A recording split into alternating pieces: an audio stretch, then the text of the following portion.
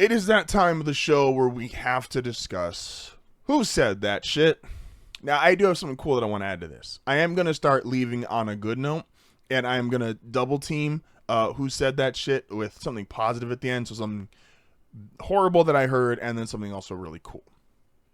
Now, the horrible is, again, I am going to go at... Now, FS1's had a lot of people leave over the last week, and so I hate to take shots at these guys, but someone who seems to still be in FS1's plans is Danny Parkins. And so you are the face of this current take, even though I have heard this a lot. And I'm going to get hate for this, and I don't care. The take I keep seeing is, and I see people ranking quarterbacks, and consistently Caleb Williams is ranked above my guy Bo Nix. Now, listen, let's be objective here for 2 seconds.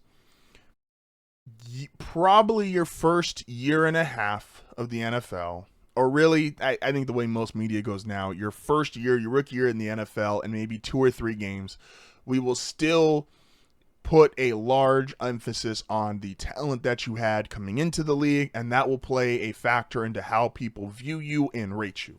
So, clearly, Caleb, who was deemed generational, versus Bo, who was deemed... Some people deem damn near couldn't play or media bust, all these different things. That's going to be a factor. I get it. But we have to have better reasoning to what people are saying. And Danny Parkins has said this. I've heard Nick Wright say this. I've heard a bunch of different people in media say this. Well, Caleb's numbers were actually better than you think. And this is why I hate number people. Because they only care about the numbers if they can twist them to fit their narrative. And I'm not saying I've never used numbers, but be honest about your numbers. Men lie, women lie, numbers don't, but the men and women talking about the numbers, they for sure do. They're like, look at Caleb's touchdown to interception ratio. Okay, look at when Caleb Williams was actually throwing touchdowns. Was it when the game with the Cardinals was competitive, or was it when they were getting blown out? Was it when the game with New England was competitive, or was it after New England was blowing them out? Now, he had the game, I believe, against the Jaguars, where he had the 3 touchdowns, or is it the Jaguars or the Panthers? I apologize, where he looked great. He had this 3-week stretch where he looked like the guy. He was ascending. The Bears got off to that good start. We were there. It was the anointing for the people that said Caleb is this generational superstar going to break Chicago records. About 3 weeks that looked legitimate. But let's be honest. He did not look good against the Titans in week 1. Oh, well, that's week 1, his first NFL game. Okay, I get you. Cool. We could throw it out. When Caleb started throwing touchdowns, and I remember watching these games, guys. That's the cool thing about this. You can go and watch the games. There's a reason why the Bears were losing despite his numbers. And if you go look at their box scores, go look at his 3rd and 4th quarter touchdowns when his team is already trailing 10 plus points. Go do it. And then come back and tell me, well, he statistically had a better season. Bo had a better statistical season. If the big thing is, oh, well, Caleb's going to have a better offensive line. Bo had a better offensive line than him last year, yes. He's also going to have a better offensive line than him this year. And he has the more proven head coach than him, Sean Payton versus Ben Johnson. So if you want to say Caleb is better than Bo, just be honest about it and say, well, Caleb is better than Bo because off his college resume and what I thought about him coming out of college, he was just better, and I won't ever concede that, and he will always be better than Bo Nix because he was better than Bo between the ages of 18 to 21.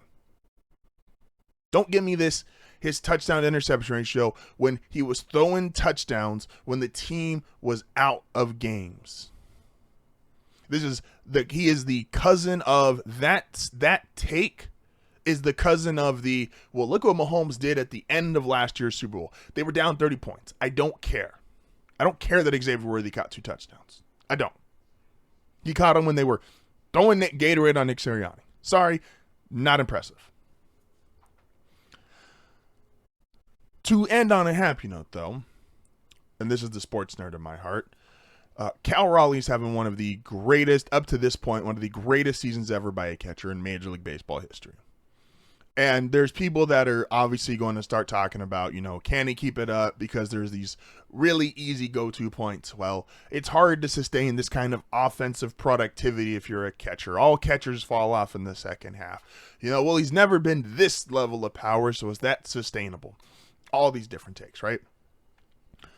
AJ Pierzynski, former catcher, went on the Herd last week, and he said, you know what? Yeah, it is a little unprecedented, and there are obviously factors, and this guy's never been, no catcher has ever been a 50-plus home run guy consistently, and this is what he's doing, and he's on pace to get into the 60s. But AJ brought up the fact, he's like, you know what? If anybody was going to do it, not only would it be him, it would be the situational version of the Seattle Mariners catcher. Because he brought up catching gear, no longer this huge cumbersome thing that he was playing with back when he was playing in 05, 06 into the early 2010s. He's like, they've lightened up on the gear, so it's not as much strain on your body. He's like, the stance, honestly, you do this so long, yes, it takes a toll, but it's not as much as people think. It's a natural athlete thing of repetition. And he says, the temperature of the games, if you were ever going to have a guy where it was a perfect catching situation, is you get consistently the kind of games you get in Seattle. You're not playing these games in Texas or in California where you're getting beat on at 80, 90 degrees. No, you're playing in these a lot of night games. The temperature's cooler.